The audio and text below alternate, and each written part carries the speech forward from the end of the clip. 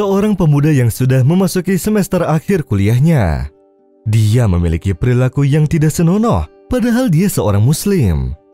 Suatu hari, ayahnya jatuh sakit dan bibinya yang mempunyai akhlak yang baik menjenguk saudaranya tersebut. Ketika bibinya hendak pulang, si pemuda berkata bahwa dia akan mengantarnya pulang. Sehingga mereka berdua menggunakan bus yang sangat berdesakan, lalu sang bibi duduk sedangkan keponakannya berdiri. Ketika sang keponakan berdiri, di belakangnya ada seorang wanita yang cantik, yang mana ia memakai hijab dan tampak dari wajahnya bahwa ia sangat baik dan mempunyai akhlak yang tinggi. Kemudian si pemuda tersebut jahil karena ketika dia membalikkan badannya, dia mendekatinya serta memegangnya. Sontak si wanita tersebut terkejut karena perlakuan tersebut membuat si wanita merasa dilecehkan. Dan ia sangat marah karena baru pertama kali di dalam hidupnya ada seseorang yang melecehkannya dengan cara memegangnya. Lalu wanita tersebut langsung berkata kepadanya, "Takutlah engkau kepada Allah, jangan sembarang memegang orang."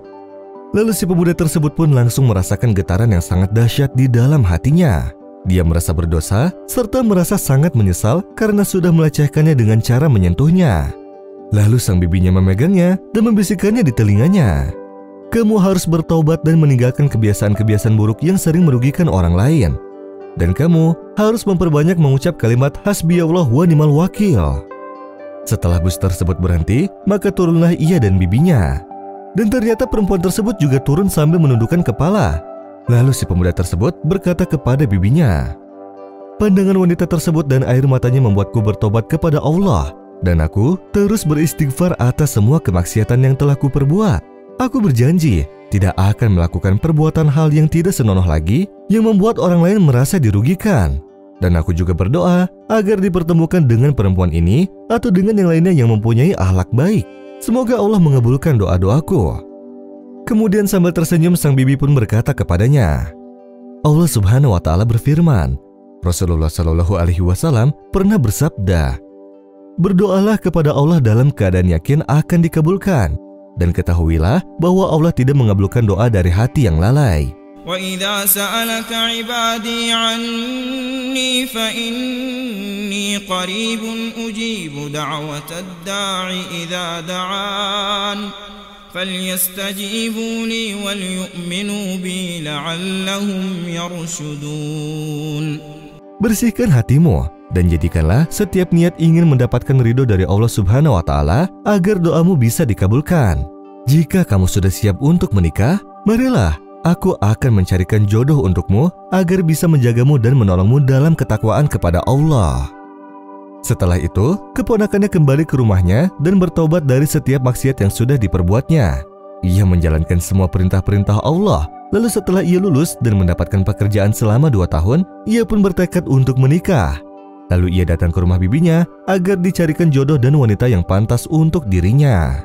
Lalu sang bibi pun mendapatkan wanita muslimah yang memakai cadar, sehingga si pemuda pun setuju ingin bertemu dengan wanita tersebut. Dan ketika mereka bertemu, si perempuan tersebut berkata kepada si pemuda, "Apakah kau mau mempunyai istri yang memakai cadar?"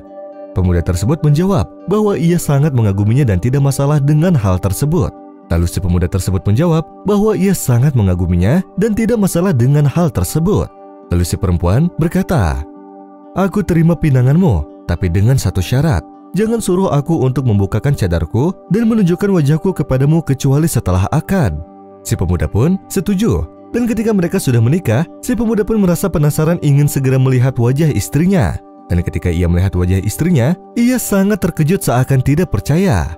Ternyata perempuan tersebut adalah orang yang ada di dalam bus yang sudah pernah ia lecehkan sebelumnya. Lalu istrinya berkata padanya, "Ketika berada di bus, aku berdoa agar engkau mendapatkan hidayah. Karena semenjak kecil, aku selalu berdoa agar tidak ada yang menyentuhku kecuali suamiku. Dan aku pun terkejut ketika bibimu selalu berkunjung ke rumah keluargaku agar aku tidak menikah muda. Dan ternyata jodoh itu tidak kemana."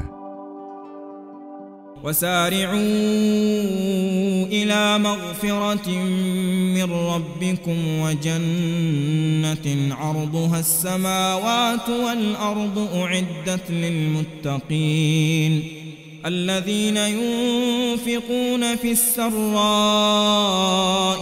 والضراء والكاظمين الغيظ والعافين عن الناس والله يحب المحسنين. والذين إذا فعلوا فاحشة أو ظلموا أنفسهم ذكروا الله فاستغفروا لذنوبهم ومن يغفر الذنوب إلا الله ولم يصروا على ما فعلوا وهم يعلمون. أولئك